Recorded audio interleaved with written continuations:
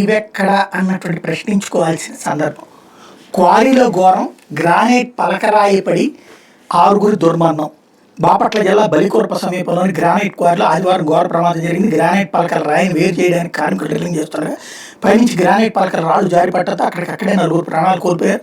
తీవ్రంగా గాయపడిన 10 మందిని పల్నాడు జిల్లా నరసరావుపేటలోని ప్రభుత్వ ఆసుపత్రికి తరలించారు. మార్గ మధ్యలో మరో 2 ప్రాణాలు కోల్పోయారు. 8 మంది చికిత్స పొందుతున్నారు.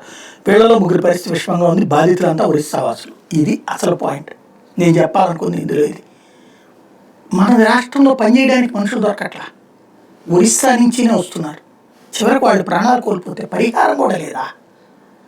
ఆ ప్రకటనే లేదు. సంతాపం వ్యక్తం చేశారు. చంద్రబాబు గారు సంతాపం వ్యక్తం చేశారు. పవన్ కళ్యాణ్ గారు సంతాపం వ్యక్తం చేశారు. లోకేష్ గారు సంతాపం వ్యక్తం చేశారు. జగన్మోహన్ రెడ్డి గారు సంతాపం వ్యక్తం చేశారు. వాళ్ళు ఒరిస్సా వాళ్ళు కాబట్టి, వాళ్ళ ఓట్లు ఇక్కడ ఉండవు కాబట్టి వాళ్ళకి పరిహారం కూడా ప్రకటించదా ప్రభుత్వం?